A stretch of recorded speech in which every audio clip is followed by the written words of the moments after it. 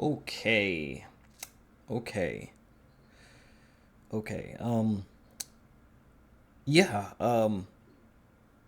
Surprise, surprise. Despite everyone saying that this was the best MCU movie since Endgame, actually no, it was dog shit. It was bad. Very bad movie. So just like Captain America, I ended up having the same amount of pages for Thunderbolts in terms of my notes compared to Captain America 4. So, no time to dilly-dally. We have a lot to cover. So, the movie starts with there was this clip that was released before the movie came out of Yelena, like, talking, and she's tempting, or not tempting, but she's teasing the idea that she's depressed and would like to unalive herself, I guess. And then she walks off of the ledge, and then subverted your expectations. She pulls a parachute out, and she's like, maybe I'm just bored. And it's like, I said this on Twitter, that when I saw that clip, I knew the movie was going to be tonally inconsistent. It was going to be a tonal mess. And yeah, I was right. In that same clip, again, this is how the movie starts. In that same clip, Yelena attacks a guard that finds her parachute, but instead of just hitting him and not letting him know that she was there, she says boo to alert him so that a fight starts. And it's like, you could have just struck him, like, right in the neck, and he just would have been knocked out. But instead, you decided to alert him to your presence. So, don't know what you were thinking there. Anyway, so then Yelena enters this hallway, and there's a bunch of guards in there. And then for some reason, like, they make the explicit decision to have her not execute the majority of the guards. And then at the last minute, there are two guards where she takes a gun and just shoots both of them and executes them. Like, what was the point of emphasizing the whole not killing them thing just to end up just putting 9mm into two of them specifically? Like, those guys back there, they're allowed to live. You two, go fuck yourself. What was the logic behind not necessarily the character's internal logic, but the logic behind the writing and the choreography? What was the intention behind that? So Yelena in this scene also has some narration over the scene, or in the background, where she talks about how she doesn't feel like she has purpose.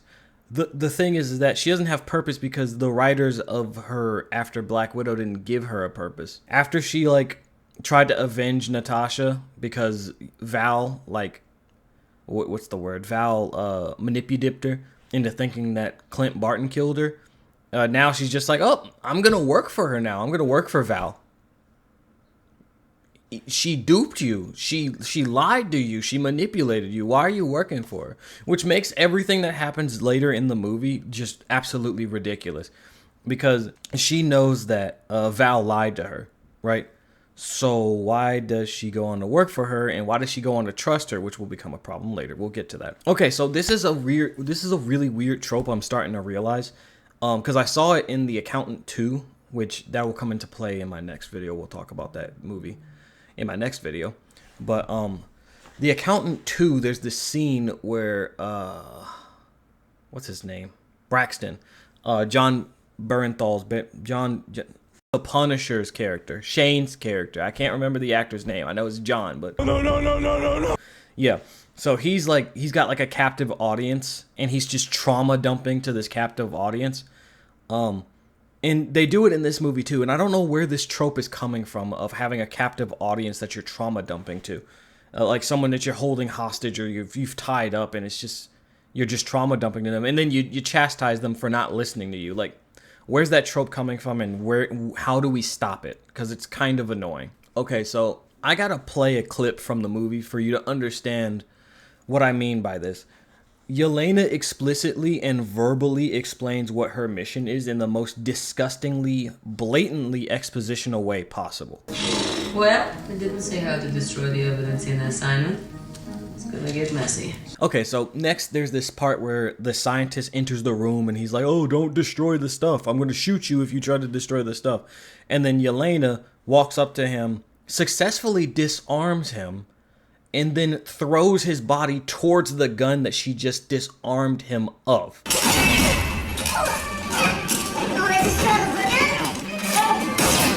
Yeah, if I didn't show you that clip showing you that she does indeed do this, you probably wouldn't believe me. Then she runs away, right? And then now I'm starting to think, okay, so if you've been sent by the U.S. government to destroy this Ox Corp, because when I first heard it, I thought she said Oscorp. So I was about to get into it, and it ended up being Ox Corp, like OXE Corp.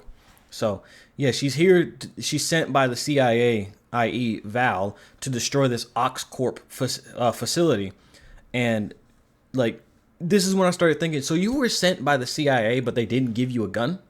They gave you a parachute. They gave you your Black Widow zappy zap gloves, but they didn't give you a gun, a simple 9mm, or for feeling spicy, a 10mm. Like nothing at all, nothing. Okay, yeah, and then also she says, in her Russian accent, I can't do a Russian accent. She says, "Always struggle for gun," as if she didn't throw the guy towards the gun that she disarmed him of. Anyway, yeah, I just summed up that entire sequence of Yelena's just a giant fucking idiot in that sequence. I don't know what was wrong with her in that beginning sequence. So after that scene, it's revealed Bucky did indeed become a congressman. That tracks with reality. But with the ending of this movie, it makes me wonder how that's going to work. So Bucky's in this congressional hearing to impeach Valentina of her position as the CIA director, which, if like the first time she appeared in the MCU as the CIA director, I believe was in Falcon and the Winter Soldier. I'll double check and put it on screen right here if that is incorrect.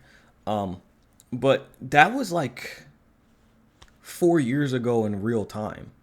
Like, out of all the crazy shit she was doing, and I believe like in Falcon and the Winter Soldier and Black Panther Wakanda Forever, all this goofy shit that she was doing, like all this goofy shit that she was doing, she's just now getting impeached. They're trying to impeach her now. Okay. Anyway, at the impeachment hearing, Val starts to crack jokes at the impeachment hearing where, like, if I'm not mistaken, what was it? It was like the congressman says, Miss Fontaine and blah, blah, blah, blah. And then she says, excuse me, it's Miss De La Fontaine or whatever the fuck. It'd be like calling the Secretary of Defense the Secretary of Fence. And I wanted to...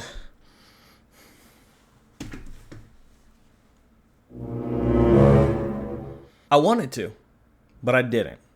Because I knew at that moment that we were going to be in for a fucking ride in the worst way possible. There's the impeachment hearing, and then afterwards it's revealed that everything she's being accused of... Okay, you need to stop, Discord. After the impeachment hearing, it's revealed that everything she was accused of during the impeachment hearing is true, that she's in ties with Oxcorp, and she's trying to...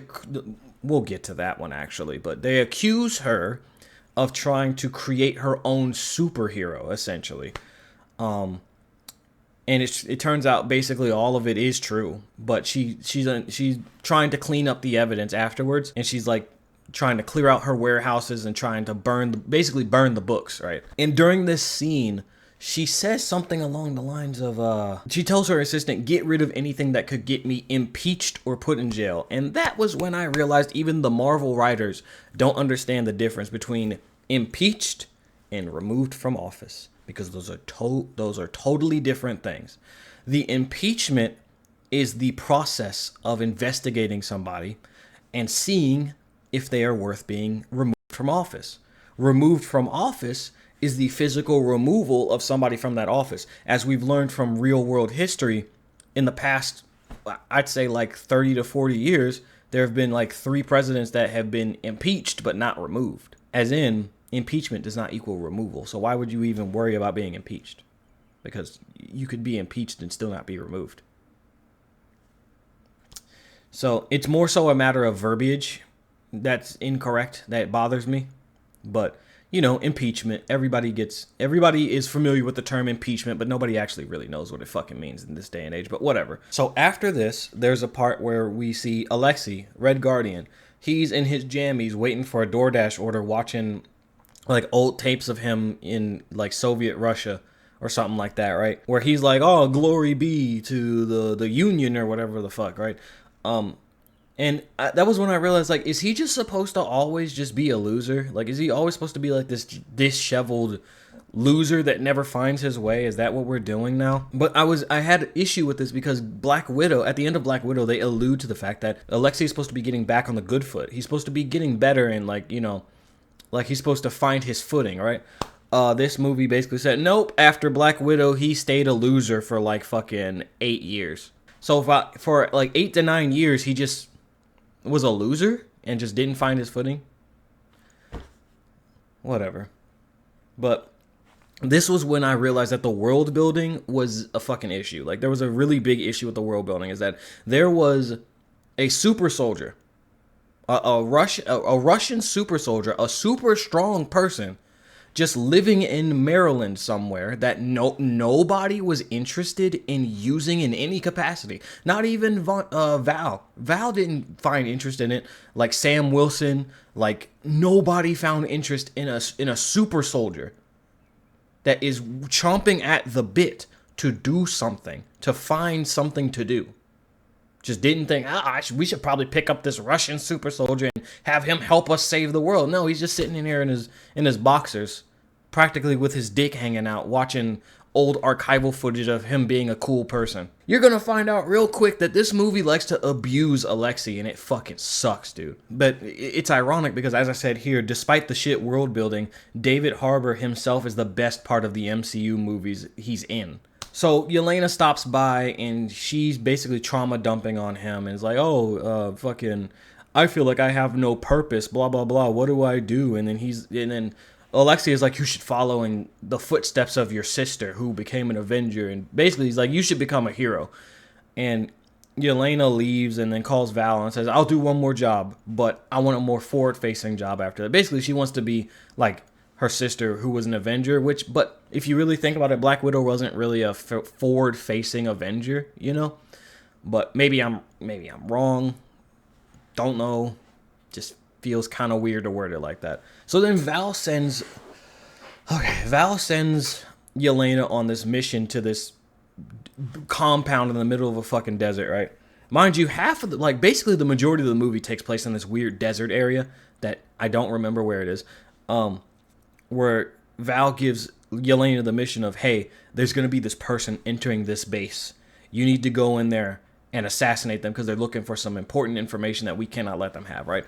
So she goes in there, and then in the vault, she finds John Walker, you know, everyone's favorite U.S. agent, you know, Captain America for 30 seconds, my guy. And he's here to kill Yelena. Okay, so we've got John Walker here to kill Yelena, and Yelena's here to kill somebody else. We'll get to who that someone else is soon. So they fight, and there's a part where Yelena, like, she leg sweeps John Walker and then grabs his hand and pushes it to the ground, where I was just like, he has the super soldier serum. How'd you do that? It's not the leg sweep that bothers me. It's the grabbing his wrist and forcing it to the ground. That's the problem. That doesn't make any sense. So then it's revealed that Taskmaster is in the room. Taskmaster is here to kill John Walker. And then Ghost appears to reveal that she's here to kill Taskmaster. And Ghost is the person that Yelena's supposed to kill, so they're all here in a circular firing squad trying to kill each other. And you see shots of Yelena starting to put the pieces together and realize that they got duped by Val, but she never officially states it. They have to have this fuck off scene where she verbally explains, where they realize together that they've been duped, and it has to be verbally explained instead of Yelena coming to the conclusion. But it looks like in an earlier draft or an earlier version of the movie, Yelena comes to the conclusion herself, but that doesn't happen in this version of the movie. Oh, yeah. Oh, so this part was one of two really funny moments in the movie. One of them shouldn't have been as funny as it was, but this one was hilarious. So during the fight, Taskmaster disarms Ghost and throws Ghost into like some other direction. Ghost reappears and instantly just domes Taskmaster straight in the forehead. I was in disbelief that was how Taskmaster got taken out, bro. Well, rather, Task Manager. This is Task Manager. This is not Taskmaster, but this is Task Manager. The way Task Manager gets taken out is so fucking funny. Like, Like, I'm talking about Ghost shows up before you can even realize what is happening. She domes Task Manager, and Task Manager just flops on the ground, dead. A little bit of blood coming out of her forehead on her mask. When I tell you, I lost calories laughing at that. That was so fucking funny. Because it was such a... We'll get to something else that happens that basically makes me come to the conclusion that the death of Taskmaster or Task Manager in this movie was a tacit admission that nobody fucking liked this version of Taskmaster. Nobody liked her. And they basically said... It was basically like the 10 Rings situation with the Mandalorian. Not Mandalorian. What the fuck? The Mandalorian. The whole situation with the 10 Rings and the Mandarin. Where Ben Kingsley's character come to find out he's not really the Mandarin and the real Mandarin is out there somewhere. It's kind of the same situation where they killed Task Manager and they said, well, we'll just sweep that under the rug. We'll just pretend that didn't happen. There's a real Taskmaster out there, somewhere out there. We'll get to him eventually. We promise. Just please stay for the next 2 movies. You'll see, right? It was just embarrassing that just happened. It was unbelievable. You wouldn't believe it unless you saw it. So then there's this event that Val and all of the congressmen are at, and there's political, conversations. I want to say tete-a-tete, but I can't confirm if that's actually what this was. So we're just not gonna use that word. But there's a bunch of politicians talking and conversing. This scene is specifically meant to establish a few things. First off, Bucky is on to Val and understands that she needs to be impeached. She needs to be investigated, right? It shows how the congressmen and all politicians are fake as shit. They don't really like each other like that. And then also, it's there to establish exactly what is going to happen with a specific character. Where Val has this assistant named Mel, and Mel and Bucky have a conversation. And I'm just going to play what Bucky says here because he literally explains what is going to happen in the movie. What is this? Is your trash? It's my business card. Oh. In case you need some help or, you want to share some secret hidden evidence. And it's like, so what is the point of just executing exactly what you just boldly and transparently admitted is going to happen? What's the point? We all know where this is going to go. So anyway, that happens, and so then in the vault that all of the crooked people are in, right? John Walker and all of them are in, and Elaine, everybody, right?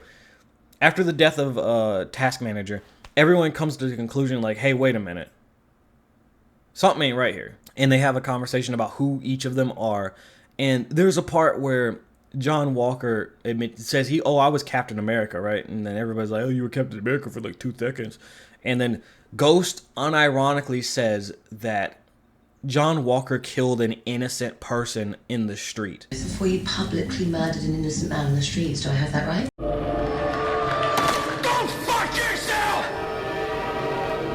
He murdered an innocent person in the street. She says this about a fucking terrorist. What the fuck is Disney trying to say here? Where's their moral compass? Where's the writer's moral compass to be like, yep, that guy right there that fucking was a part of an organization that bombed innocent people, a guy that fucking ran away from Captain America at the time and threw a big ass fucking stone pillar at him that could have killed somebody. Yeah, he was innocent. Oh, and also he killed Lamar, Captain America's friend. Yeah, killed him, helped or assisted in killing him, didn't kill him directly. And fucking, was just basically a danger to everybody in the area. He was innocent. He was fucking innocent. He didn't officially surrender. He just said, I didn't do it. Which he could be fucking lying. He could be lying. He could have been an accomplice. He could have faked surrender. But no, he was innocent. That line really genuinely pissed me off. I was in disbelief that she really said that. One thing that also bothered me was Yelena's casual, just mockery of John Walker, as if John Walker isn't a super soldier that could just grab her wrist and dismember her with his bare hands. In all honesty, Yelena should be terrified of this Captain America gone rogue not being on her side. She should be terrified of this man. They all get locked in there, and there's a guy named Bob that shows up. He's just in there, and nobody knows where the fuck he came from. And Ghost is like, well, I'm out. See ya. And she tries to phase through the wall, but then like a sonic blast, like, you know, claps her. Not in the fun way either. But sorry. Let me take that out. But yeah, sonic blast completely like nerfs her power, so she can't phase out of the room, which is super convenient. We'll get to that in a minute. And then what happened after that? See, I'm already forgetting what happened in this movie. Oh yeah. So the next part, they're back at the thing where all the politicians are conversing and stuff. And Val and her assistant Mel are openly discussing the burning of these illegal books and the extermination of these Black Ops CIA assets, right? Just in broad daylight, like in front of everybody. Not daylight, but you know, just in front of everybody. They're just conversing about it like they're about to order pizza after this event or some shit, right? Then after that, task manager's death is played straight up as just a fucking joke because Ghost and John Walker just start looting her fucking corpse, like just start taking gear off of her like she's a low-level enemy in an RPG or some shit, like. It's so fucking crazy. Like, it was just, they just straight up admit it. Yep, nobody likes this character. Fuck her, right? It's just fucking funny to me. Val orders the extermination of all that evidence in the vault, and including the CIA Black Ops agents, being Yelena and the rest of the crew, including Bob. And in that moment, they're like, hey, we need to get that sonic blast thing, like, turned off. And lucky for them, conveniently, the power source for the sonic blast machine is in the room with them, which just doesn't make any fucking sense. Why would you put that in the room with the people that you're trying to exterminate? That's like taking a jail cell and putting the part that you can use to unlock the gate, putting that inside the jail cell of the person that you don't want escaping. Like, the fuck are we doing here? And that's not the only time something incredibly convenient happens in this fucking movie. So next, there's like Val gets word that we'll just start calling them the Thunderbolts so I can stop saying CIA assets and blah blah. They're the Thunderbolts at this point. So then she gets word that the Thunderbolts have escaped, and she sees footage of them breaking the sonic blast generator thing, and she's like, "Who the hell is that guy?" Referring to Bob, and it's like, "What do you mean? Who the hell is that guy? You put him in there. You put him in there. What do you mean, who the hell is that guy? That was all your evidence you put in there to exterminate. What are we talking about? Who is that guy?" Whatever. So Val and Mel get dropped off at whatever destination they were going to. And come to find out, conveniently, because it was established earlier that this was established earlier, but Alexei is the driver of their limo, because it was established earlier that instead of being a superhero, Alexei is being a limo chauffeur. So coincidentally, Val and Mel are in the same limo that Alexei is driving. What are the fucking chances? You feel me? Like, what the fuck? What? Oh, man. There was this event that happens when they first escape the vault. I forgot to mention this is important. Where, what's her name? Yelena and Bob are touching hands while they're unconscious. And Yelena has this flashback to when she helped assist a guy assassinate a little girl or something like that. And then in this flashback, Bob is also there too, which of course shouldn't fucking happen. So nobody knows what the fuck that was about. That was weird, right? But then they move on, and then there's a part where they get stuck in an elevator shaft. They have to work together to climb up the thing by going back to back, you know, like Emperor's New Groove kind of thing. And then when they get up there, John touches Bob's hand, and then they have a flashback with Bob. I mean, they have a flashback with Walker, where we see that he had a kid and a wife, and his wife is apparently like chewing him out for not watching the baby when I'm talking about like this is literally how far he is from the baby. He's sitting right here. The baby is like right here. That's how far the baby is. Like, the baby is literally within reaching distance. The baby's not in danger, but his wife is chewing him out for not watching the baby. What do you mean he's not watching the baby? The baby's right there. It's right there. It's not like the baby at the beginning of Who Framed Roger Rabbit, who's fucking walking around in the kitchen about to get his head chopped off by a fucking washing machine or some shit. Like, what are you talking about? Fucking watch the baby. This is how divorces happen, by the way. Just the woman just fucking nagging at the man for whatever fucking reason. That's how divorces happen. Trust me. That's how it happens. Anyway, so they get to the top of the shaft and where the vault is, and Val has gotten there.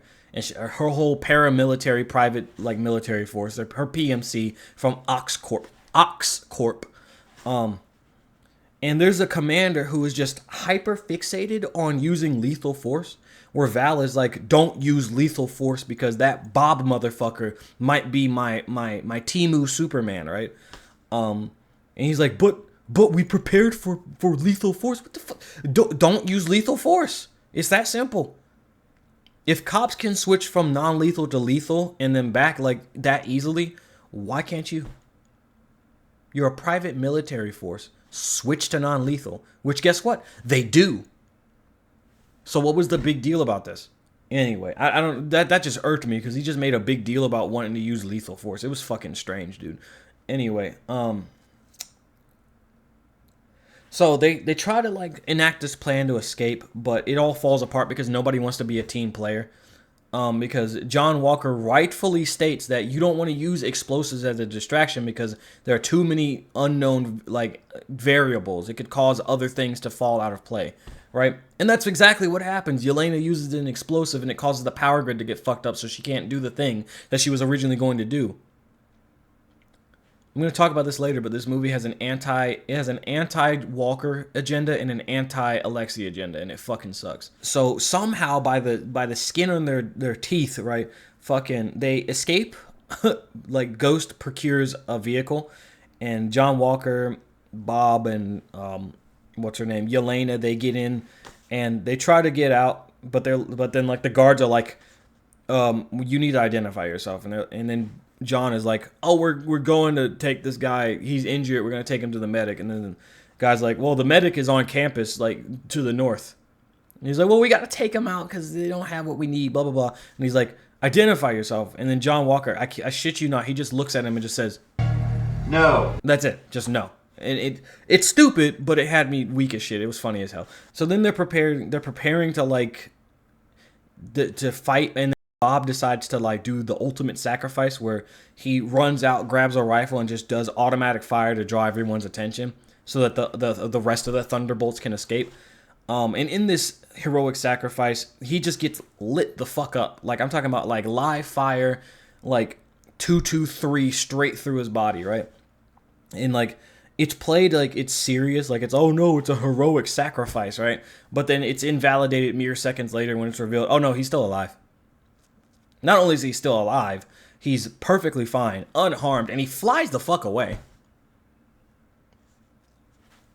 So what was the point of even creating that emotional beat for it to just be invalidated mere seconds later? Like, there is no point where, like, that happens and then the rest of the Thunderbolts think, oh man, Bob is dead. And then they find out later, no, he's not dead, right? There's no moment like that. They know immediately he flew away and then he falls back down to the earth and creates like a crater or some shit. My dog is barking at a dog outside.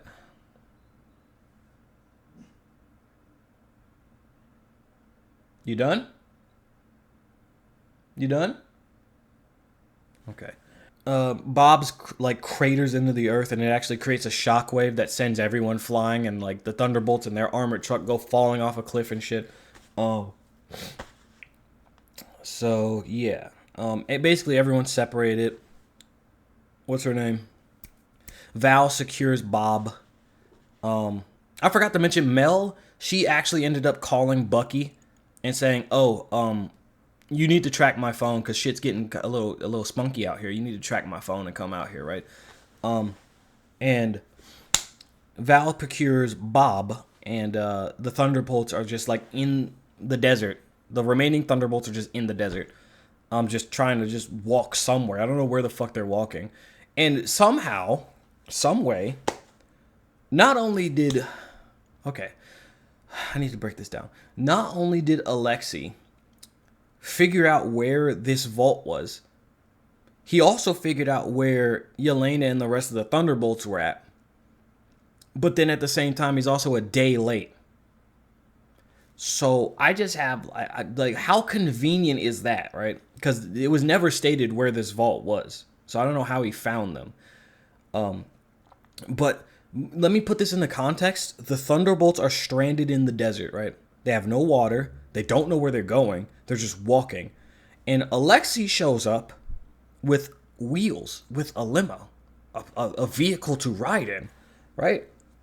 And Yelena acts like it's her dad embarrassing her at the local football game, where she hits her with this, and it's like, what the fuck are you doing? He's here to save your life. Why are you acting like you're embarrassed of him? Like she's like, oh no, don't look at him, don't talk to him, don't talk to him. And it's like, you three morons are stuck in the desert. You need this man. What are you talking about? So then Alexei picks them up and they head towards wherever they're heading. And then there's a convoy that starts chasing them.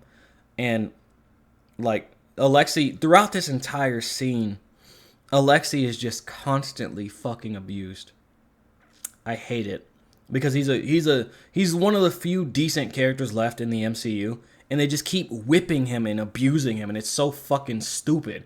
Because Alexei is like, I can't do a Russian accent, but he's like, I have defenses, and he starts flipping a switch, and then Pony by Genuine starts playing, and fucking like disco lights start like going off and smoking. It's like, okay, we're still making him a joke, okay.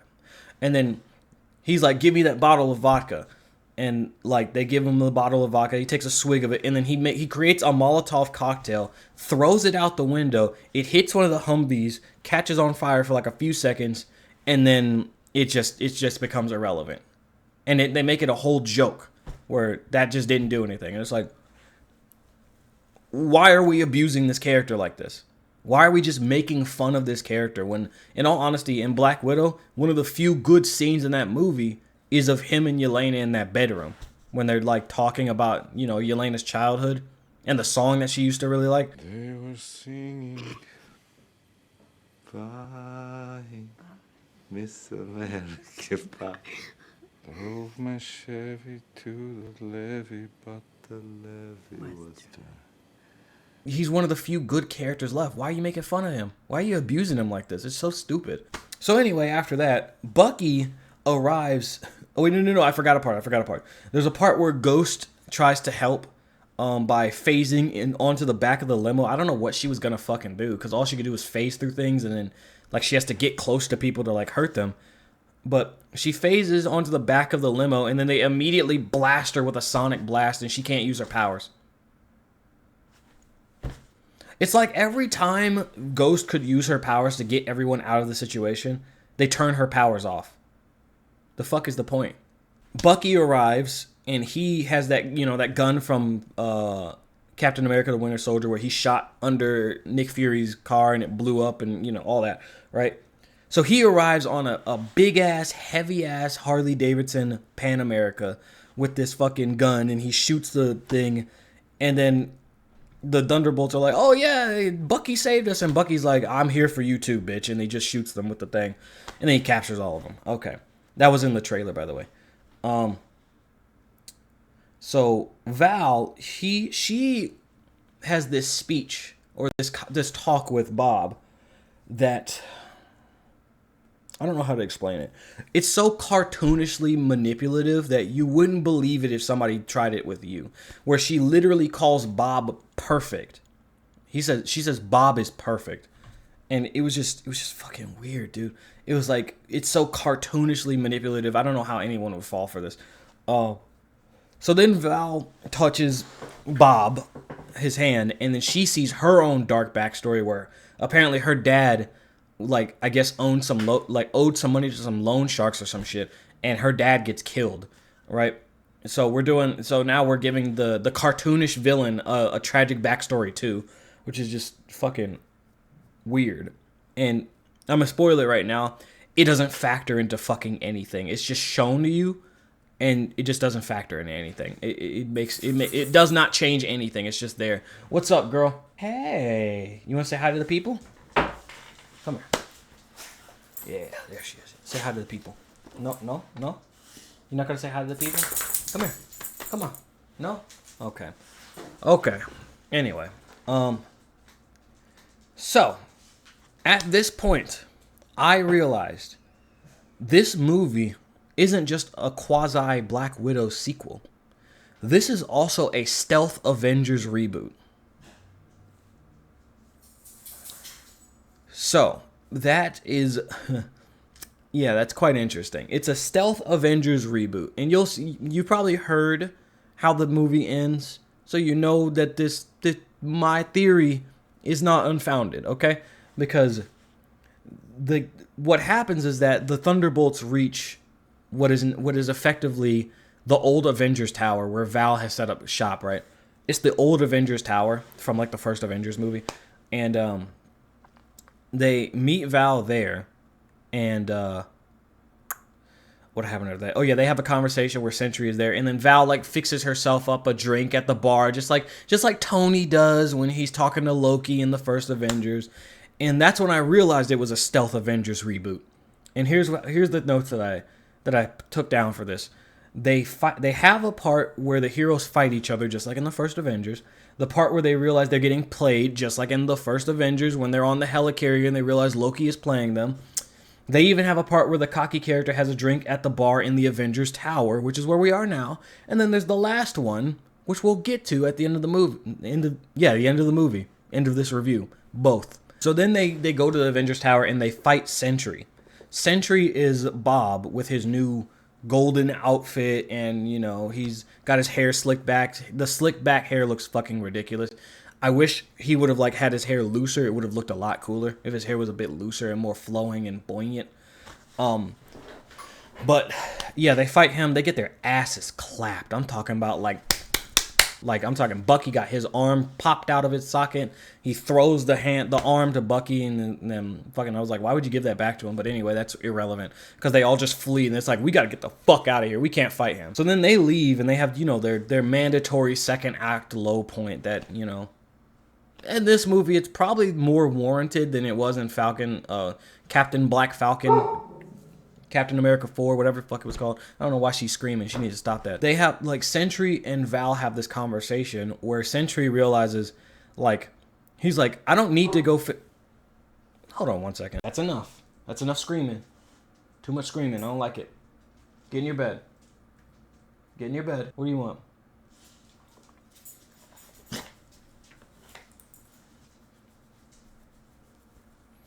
Gotta stop for a little scritch break. So how you guys doing today? You guys doing good? I'm doing good. A little hungry. All I've had today was a cup of coffee. Good now? No, she's not good. Okay, hold on. Do you like this new camera? Like, I think it has a higher quality. I think this camera has a higher quality. But you tell me. Let me know in the comments. All right, girl. You gotta just get in your bed. Go get in your bed. I gotta finish this review. Thank you. Good girl. Good girl. Lay down. Lay down. Lay down. Lay down. Why are you staring at me? Oh my god. Oh my god. This movie has a second act low point that makes a bit more sense than Captain America 4. That one had a horrible second act low point that didn't make any fucking sense. So then the team break up and they go do their own thing. Mind you, Sentry is so powerful that he folded John Walker's shield into basically what is effectively a shield taco. And he makes the joke that it's like, he folded my shield like a taco, which I don't know why it was funny to me. I just thought it was funny. Maybe because I just kind of like John Walker. I don't know. So Yelena walks off and Alexei like walks after her. And she has this whole hissy fit about like, when Natasha died, you weren't there for me and blah, blah, blah, blah, blah. And then I was like, dude, we did this same fucking beat in the fucking Black Widow movie where everyone, like, Yelena just gets to whine and cry about everything and has no agency in the fucking situation. She takes no accountability. And it just irked me. And this is what I wrote. Why is it that Yelena expects Alexei to reach out to her all the time? Why can't she ever be concerned about him? It's always Alexei's fault. She shat on Alexei the whole first movie they both appeared together in. Of course he didn't think you wanted him around. You treated him like shit. Which, like, a good chunk of, like, the Black Widow movie, she treats Alexei like shit, dude. So I don't understand why she would, like, think, oh yeah, my dad that I treated like shit, he's gonna want to check on me after my sister died. Like, no the fuck he won't. And secondly, where the fuck is Melina? Where's Melina? And as I said, this is the exact same beat that was in Black Widow, where Yelena realizes that Alexei does indeed care about her despite what she thought. Because there's this whole thing where Alexei goes like, you're actually perfect and great and you're a good-hearted person. And it's the same shit that was in Captain America 4. These movies are starting to kind of blend together, to be completely honest. Where, like, you know, Bucky shows up in Captain America 4 and says, you were always awesome, Sam. It's the same thing here. Alexei's like, you were always awesome, Yelena. It's the same bullshit. And as I said here, I'm really tired of Yelena's temper tantrums about how her family treats her when she's just as shitty herself. Her adoptive father was living a life of squalor, and she only visits him to trauma dump on him. Yelena doesn't deserve a dad like Alexei. And that trauma dumping shit, hold on to that. We're going to talk about that again later. Oh yeah, I forgot. During the confrontation between Sentry and what is her fucking name? Sentry and Val. Sentry goes to the dark side, where he's essentially said, I'm a god now. You said I'm invincible. I'm a god. I don't have to fucking listen to you. Right? And then what's her fucking name? Val, a kill switch that she was prepared to use. But then Sentry wises up and he's like, you're about to kill me. I'm about to grab you by the neck and, you know, I'm not going to crush your throat, you know, even though I can instantly vaporize you right now. I'm not gonna. So Mel, Val's assistant, presses the kill switch and it kills Sentry, right? So Sentry flops to the ground. Val and Mel escape. And then everyone's looking up in the sky like, what the fuck is that, right? And they look up and there's just this black figure just standing up there. I'm talking pitch black, not black like me. Oh no. Val is like, okay, what is that? And then the cleanup crew is what she calls them. They're like, yeah, there's no body up here. So then everyone Val puts two and two together. It's like, oh, shit. So then we get the first appearance of Void, the dark side of Sentry, who just basically turns everyone into shadowy PNGs, which the first time he does it to somebody, I genuinely laughed out loud. Where he just looked at a guy and he just said, oh shit. And there's a worse part that I laughed even harder at, dude, and we'll get to it. But basically Sentry just starts flattening people, like just turning them into black PNGs on the ground. So he PNGs a guy that's in a helicopter. A bunch of guys in a helicopter, they get PNG'd, and then the helicopter crashes into a crane. The crane falls down, and then the Thunderbolts come in, and they save everybody from all of the debris and stuff. So everyone's like, yeah, it's the Thunderbolts. They saved us. Well, they don't know it's the Thunderbolts, but yeah, they're like, they saved us, yeah. And then there's this little girl. Kind of telling you what's about to happen. There's this girl. Like this little, like, I'd say like 6, maybe 7-year-old girl that's about to get crushed by like this rebar or some shit, right? Red Guardian jumps in, covers her. The concrete breaks on his back, and he saves the day. There's a shot of him holding the girl, and then all of a sudden, she just gets fucking PNG'd. And what I tell you, at this point, I thought that when people got PNG'd, they died.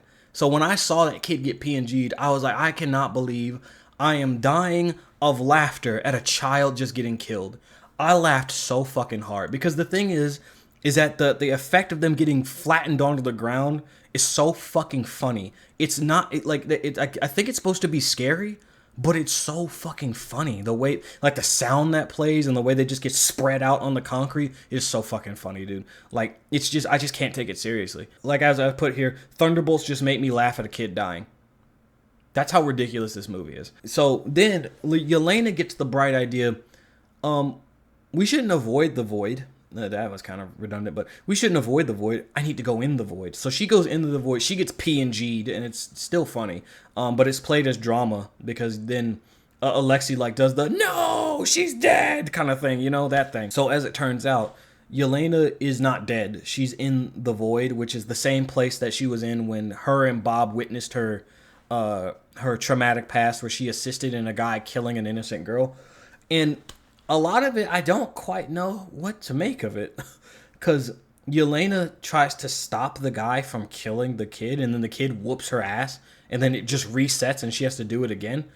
So then she just decides to run away from it.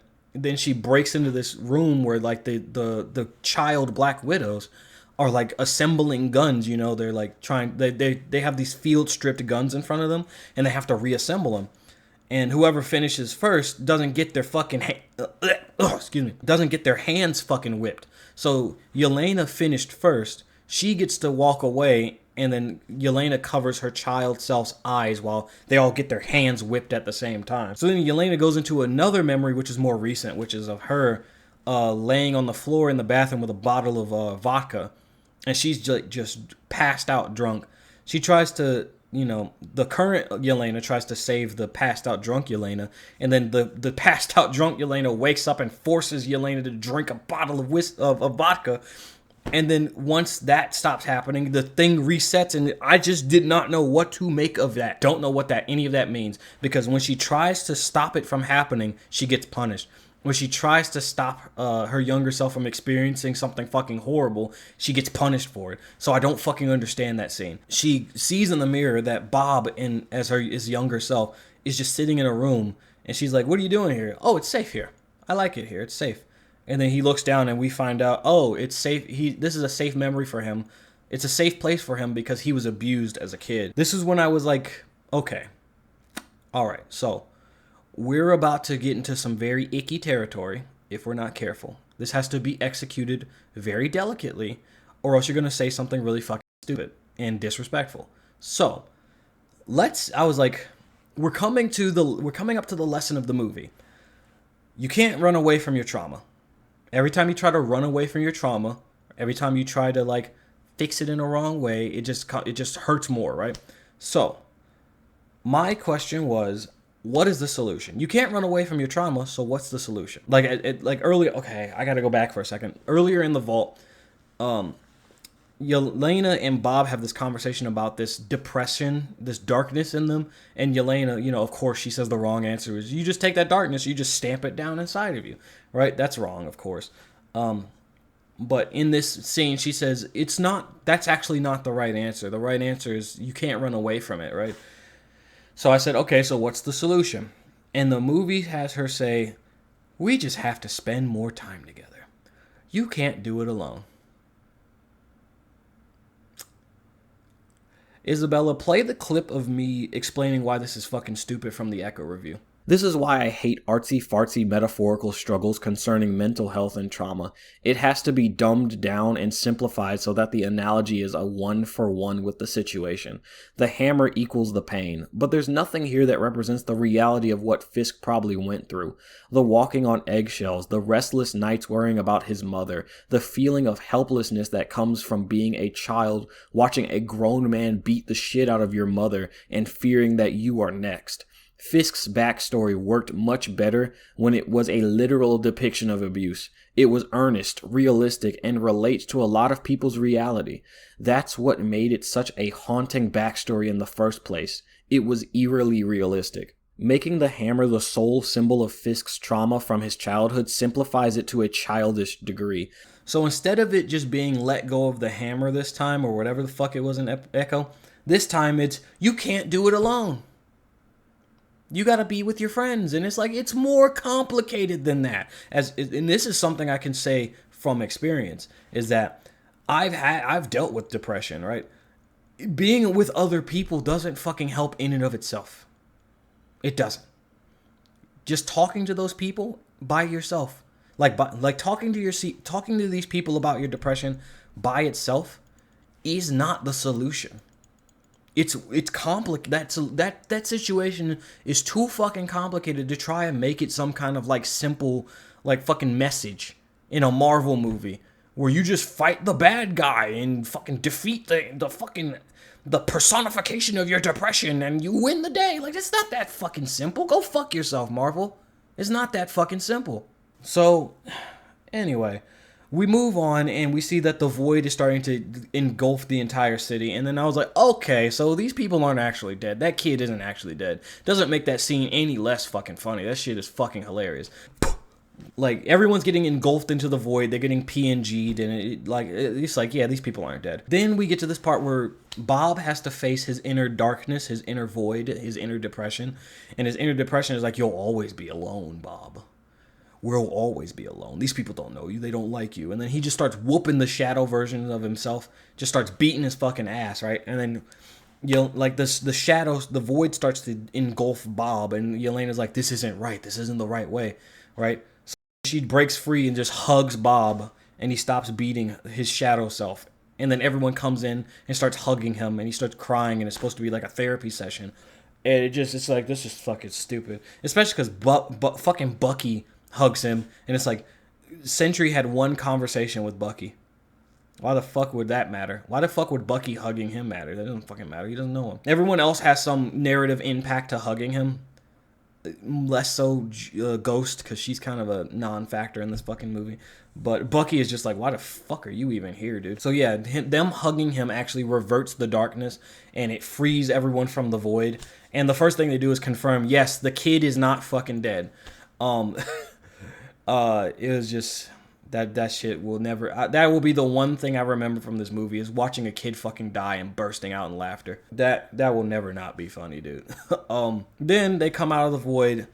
Bob gets reverted back to his pre-Sentry program, Project Sentry self, where he has black hair and he's just wearing regular clothes. He doesn't have superpowers anymore, and he forgot what the fuck happened. He forgot the whole thing in the void where he fought his own depression. He forgot. He doesn't know what the fuck happened.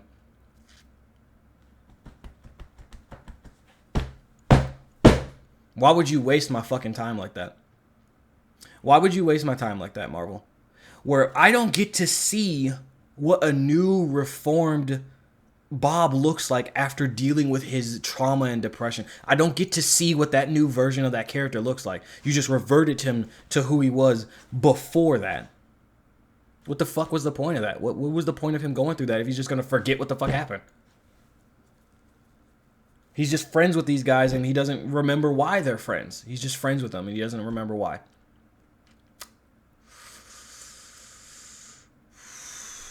That genuinely, like... that's something I literally just realized sitting here. That's fucking bullshit. That's bullshit.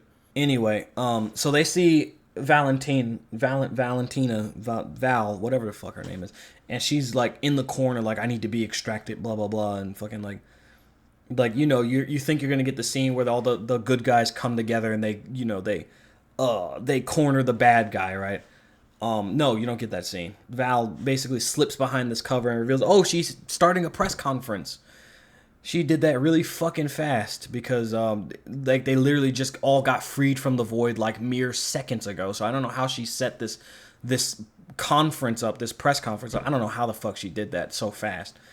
But basically at the press conference, she reveals, this is what I've been secretly working on, is that I have worked to build the safety of New York City with the fucking new Avengers. Basically, the Thunderbolts and Bob, because Bob doesn't have his superpowers. The Thunderbolts are now... The reason why there's an asterisk in the title is because that's not really their name. Their name is actually the New Avengers. So Thunderbolts is just like... Thunderbolts is not actually their name. Their real name is the New Avengers. And I was just like, that's a fucking joke. When literally, you got 3 super soldiers. Yeah, 3. You've got Alexei, you've got John Walker, and you've got Bucky. You got 3 super soldiers, a spy, a Black Widow that has shocky shock gloves, and a woman that can phase through shit. And Bob. Bob doesn't have his superpowers anymore. And that's the movie. Oh yeah, I forgot. Yelena leans into Val's ear and just says, "We own you now." And she don't, they do technically, because at any moment they can reveal the truth about what actually happened. But it was just a stupid whack ass way to end the movie. Like, Bob forgets out all of the therapy that he went through. He just forgets it anyway. Val gets away with everything she fucking did and creates the New Avengers, and that's it.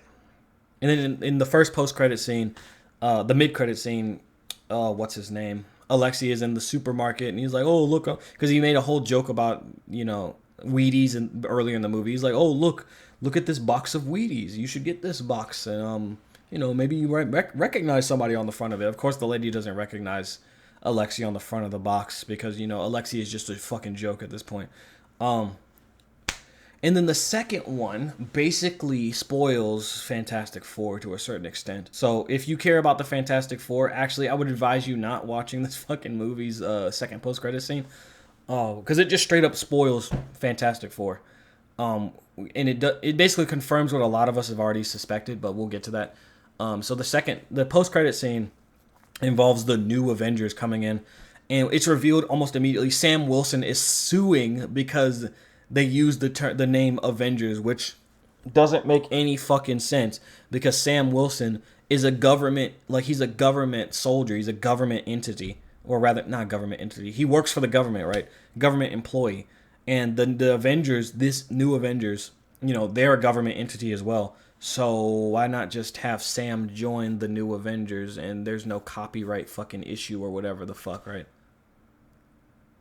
It's I wrote this here. The post-credits assassinate Sam's character. Why exactly would Sam sue for the name when his best living friend is on this team and works for the government anyway? On top of the fact that President Ross wanted to reassemble the Avengers in the previous movie anyway. So what the fuck is even the big deal about the new Avengers being a copyright issue? Just join the fucking team that you're already going to be working with them. So just join the fucking team, doofus. Jesus. I mean, I like the credits theme. I like the music that played during the first part of the credits. I thought that was really cool. I like that music. But this movie was way worse than I thought it was going to be, dude. I thought this movie was just going to be kind of mediocre. I actually think this movie is worse than Captain America 4. I thought this movie was going to be at least on the same level as Cap 4. It's worse than Cap 4. It's so much worse than Cap 4. Just the amount of characters that they just that's loaded. Let me not grab that. The amount of characters they just do this to. Boom. Boom. Boom. Boom. The amount of characters they do that to is insane. There's so many characters they just take a fucking 1911 to and just blast them in the fucking head with. It's absurd. One, they literally took a gun and blasted to the head and made it as a joke, which I'm all in for that joke because fuck that character. But the fact that they just had no faith in that character is just fucking funny to me. So let's get into my after movie thoughts. Yeah, it's not a great movie. It's not even a good movie. It's not even an okay movie. It's just bad. It's really fucking bad. It's a really bad movie. It suffers the same modern writing tropes that plague the other recent MCU outings. Lacking sincerity, inappropriate jokes at inappropriate times, tonal dissonance, clumsily implementing messages about mental health in a visual allegory, which is the same fucking thing that Echo did. Busted ass world building, and if the MCU has had it in phases 4 and 5, it's in this fucking movie. And totally, I didn't really even talk about it that much, but tonally this movie is fucking confused. Where there are moments where characters have sincere, the talk between Alexi and Yelena, where Alexi basically, hypes up Elena and pumps her up and says, "You're awesome, you were always awesome." And then instead of Yelena just, doing a tearful smile, admitting okay, you're right, you've inspired me, she says, Okay, that was really good. "Can you just be sincere for 5 seconds? Come on, man." There were a few jokes that actually made me laugh, but, I have a really busted sense of humor, so I can't really give it props for that. Because some people are probably not going to find this movie funny, but I found some parts funny. There was a line that Alexi had early in the movie, where he said to Yelena, "Lena, what is wrong? The light inside you is dim even by Eastern European standards." which was just that one had no business being as funny as it was. But it's kind of like the bald-headed demon line from Wakanda Forever. That line is silly as shit, but I found it funny as hell. I hated the blatant anti-Alexi and anti-Walker agenda in this movie. All right. They're only in this film to be joked about or shat on and are occasionally helpful, especially Alexi, who is legitimately abused in this movie, and his utility comes down to telling Yelena how great she is, which is ironic because Walker and Alexi are the best characters in this fucking movie. Ghost basically adds nothing narratively, and Yelena is a whiny brat for the majority of the film. Bucky is just here. He's vibing. He at least makes it out of the movie unscathed, so that's got to count for something, I guess. Bob's a pretty cool dude, too. I like Bob. You know, his actor did a great job. I like Bob. I think, like I said here, despite the narrative around his mental health being dog shit, I like him as a character, and hopefully one day he'll be able to be Sentry without that void side of him taking over, so he can actually become Sentry. Task Manager getting blasted and her corpse being looted was a tacit admission that nobody liked this version of the character. Maybe they'll have better luck next time with the next Taskmaster. And one of the few compliments I can even give to this movie is that there are some cool ideas in some of the fight scenes, like the scene where Yelena ties Bob to her waist with like a fire hose, but it's almost instantly dashed because you think about it for like 2 seconds and you realize how fucking stupid it is. It's a really fucking stupid idea, but I like the idea of it. I just feel like it needs to be executed in a different way. But here's my final thoughts on the movie, and this is where I'm gonna wrap it up with a nice bow on top. Overall, this film is a stealth Avengers reboot that steals many of the beats from the first Avengers film. It's a quasi-sequel to Black Widow that only ties up what happened to Task Manager.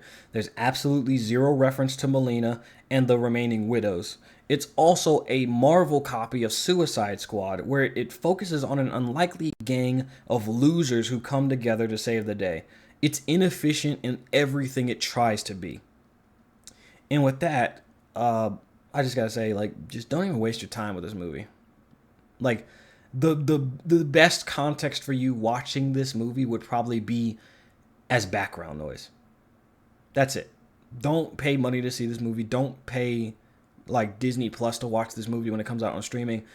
Like, just have it on in the background when you're like working on something and it's like on TV, like on TV for the cable that you pay for every month. Yeah, when it's on TV, then you watch it. And I mean, like, in the background while like this is second monitor level shit. Okay, do not watch this movie actively. Don't watch it actively.